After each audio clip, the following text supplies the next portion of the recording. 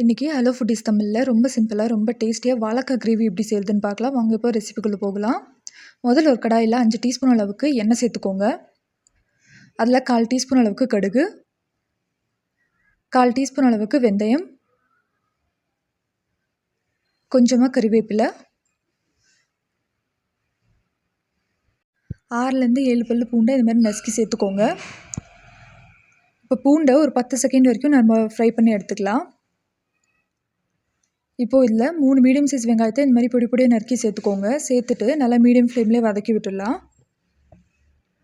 பாருங்கள், கலர் நல்லா சேஞ்ச் ஆகி வர ஸ்டார்ட் ஆகிருக்கு. இந்த ஸ்டேஜில் வந்துட்டு 3 மீடியம் சைஸ் தக்காளியை இந்த மாதிரி அரைச்சி சேர்த்துக்கோங்க.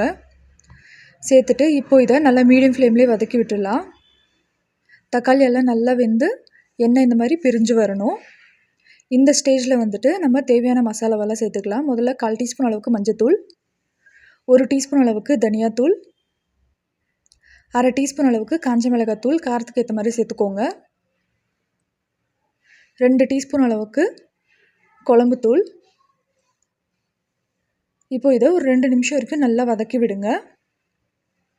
இந்த மாதிரி நல்லா வதக்கினதுக்கப்புறமா 300 ml அளவுக்கு தண்ணி சேர்த்துக்கோங்க. இப்போ இதையும் ஒரு தடவை நல்லா கலந்து விட்டுடலாம். கலந்து விட்டதுக்கப்புறமா இப்போது இது கொதிக்க ஸ்டார்ட் ஆகிடுச்சு. இப்போது இதில் தேவையான அளவு உப்பு சேர்த்துக்கோங்க. அதே மாதிரி கட் பண்ணி க்ளீன் பண்ணி வச்சுருக்கிற வாழைக்காயும் சேர்த்துக்கலாம். இப்போ இதை ஒரு தடவை நம்ம நல்லா மிக்ஸ் பண்ணி விட்டுருங்க.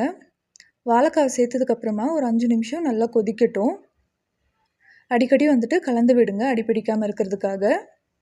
இப்போ பாருங்கள், கிரேவி நல்லா திக்காக ஸ்டார்ட் ஆகிருக்கு. இதில் வந்துட்டு ஒரு எலுமிச்சப்பழம் சைஸ் அளவுக்கு புளியை நல்லா கரைச்சி சேர்த்துக்கோங்க.